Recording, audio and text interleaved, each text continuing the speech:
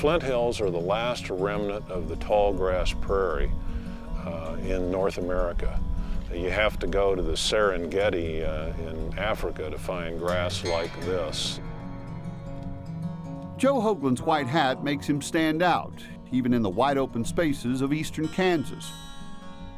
Hoagland and his family have been trailblazers in the ranching business since the late 1800s, and Flint Hills grass is just the beginning of this story. This is very nutritious grass. There's a lot of calcium in this grass, which is good for growing bones, and a lot of protein for developing the meat in the steers. But Hoagland doesn't raise cattle like everyone else. He herds them with Hondas instead of horses, and this is livestock of a different color. Black Herefords, to be exact. This British breed of cattle is traditionally red. There is this perception in America that a black-hided beef animal is the superior one. And we see that in the sale barns. You know, time after time, the red-hided animals are discounted. So the Hoaglands did what people in agriculture do.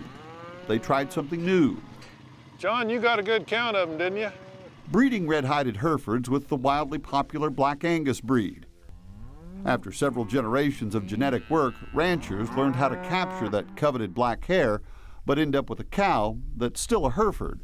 You get 10 cents a pound if it's a 500-pound calf. Well, that's $50. So, you know, it doesn't take long to add up. If you got 100 cows, well, you've produced a lot more income. You know, black Herefords are new to cattle ranching. The first were bred back in 1994. Today there are breeders in more than 25 states, and that number is expected to multiply in the years ahead. The Hoaglands say this isn't just a black Hereford, it's a better Hereford. You can see his father or his sire, his grandsire, and his great-grandsire. The best are registered and their genealogy documented in detail. The Angus bloodlines add some kick to a meat that's an already popular choice for many consumers. And ranchers say the hybrids produce bigger offspring while consuming less feed. We're seeing longevity in our cows that I find remarkable. A cow that's 10 years old that still has an udder like a young cow. We produce more meat because the cattle are more productive and bigger framed, and production techniques are improved. More meat from fewer cattle. 28-year-old Dirk Hoagland knew from an early age he'd probably take over the family business. But instead of getting a degree in animal science, he mastered in business. You need to have backgrounds in marketing. You need to understand finance. You need to understand how to manage people. Really, in a lot of ways, a cattle ranch is a factory.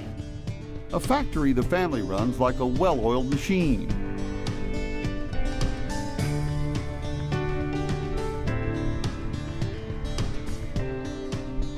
The Heartland grasses of the Flint Hills provide a rich pasture land for the Hoagland's unique cattle operation.